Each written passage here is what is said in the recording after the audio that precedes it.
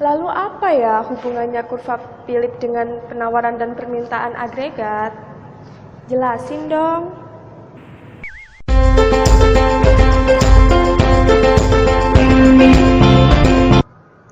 Ini panel A, dan ini panel B.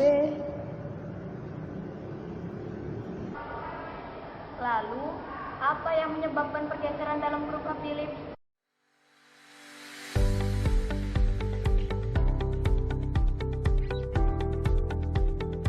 Peranan harapan versus peranan guncangan penawaran. Peranan harapan. Kurva Phillips jangka panjang, bagaimanapun inflasinya, pengangguran akan kembali pada alamiahnya. Sehingga, kurva Phillips jangka panjang berbentuk vertikal. Harapan dan kurva Phillips jangka pendek. Bahwa tidak ada kurva Phillips jangka pendek yang stabil karena setiap kurva Phillips mencerminkan tingkat tertentu dan inflasi harapan. Eksperimen alamiah untuk hipotesis tingkat alamiah. Hipotesis tingkat alamiah yaitu pernyataan bahwa pengangguran pada akhirnya akan kembali pada tingkat alamiahnya, bagaimanapun inflasinya. Peranan guncangan penawaran. Guncangan penawaran, peristiwa yang mempengaruhi biaya harga dan perusahaan, menggeser kurva penawaran agregat sehingga menggeser kurva Phillips.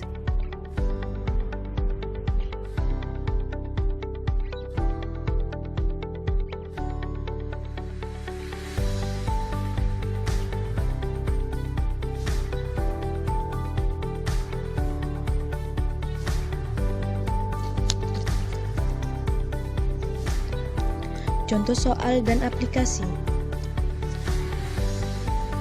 Apa yang terjadi saat harga minyak naik dan hubungan jawaban Anda dengan peranan guncangan penawaran? Ketika harga naik, mengurangi penawaran barang dan jasa. Ini menunjukkan pergeseran dari AS1 ke AS2. Lalu, harga naik dari P1 ke P2 dan produksi turun dari Y1 ke Y2. Kombinasi ini disebut stagflasi. Sehingga menggeser kurva Phillips jangka pendek.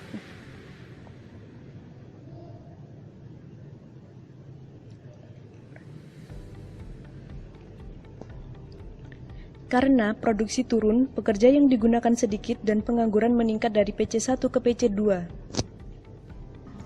Menurut kamu, apakah ada yang bisa menurunkan inflasi? Ya jelas ada dong, tapi aku lupa sih biaya-biaya apa aja yang bisa menurunkan inflasi. Terus gimana?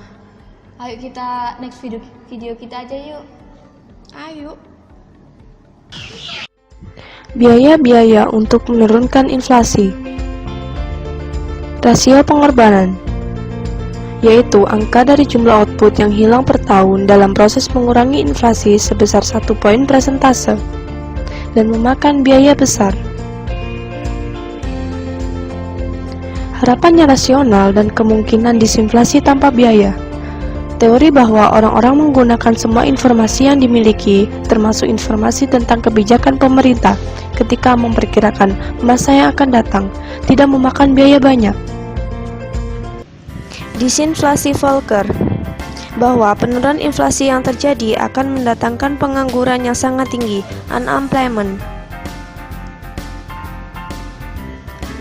Era Greenspan, yaitu periode inflasi dan pengangguran dari tahun 1984 sampai 2001. Kesimpulan, trade-off antara inflasi dan pengangguran sifatnya hanya sementara. Inflasi naik mengurangi pengangguran, sedangkan inflasi tinggi tidak mengurangi pengangguran.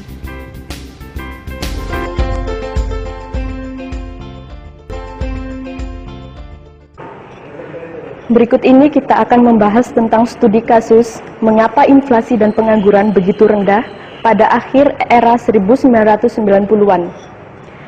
Pada akhir abad ke-20, terdapat adanya guncangan-guncangan penawaran yang menguntungkan periode ini.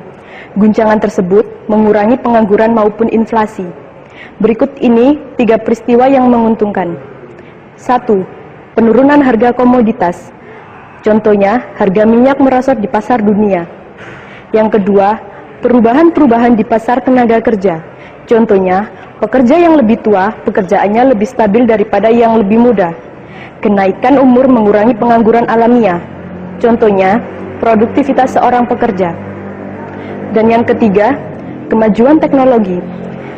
Perkembangan teknologi mesin menaikkan produktivitas produksi. Dan mari kita lihat tayangan berikut ini.